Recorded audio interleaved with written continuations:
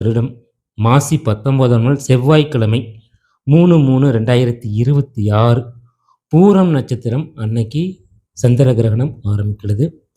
சந்திர கிரகணம் எத்தனை மணிக்கு ஆரம்பிக்கிறது? அதாவது சந்திர கிரகணம் ஆரம்பம் மாலை 3:19 மணி முதல் மாலை 6:47 மணி வரை சந்திர கிரகணம் இருக்கும். இதில் முழு சந்திர கிரகணம் ஆரம்பம் எப்போ ஆகுது அப்படின்னா சரியாக 4:33க்கு ஆரம்பிக்கிறது.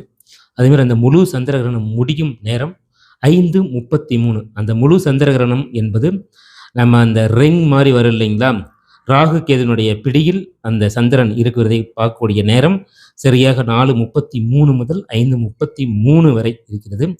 எக்ஸாக்ட் மத்தியமமான நேரம் அப்படின்னு பார்த்தீங்கன்னா 5:03 உச்சம் அப்படின்னு சொல்லக்கூடிய அந்த டைமில் தான் 5:03க்கு தான் அதனுடைய தாக்கம் அப்படிங்கிறது அதிகமாக இருக்கும். இதுதான் நாளைக்கு ஏற்படக்கூடிய சந்திர கிரகணம்.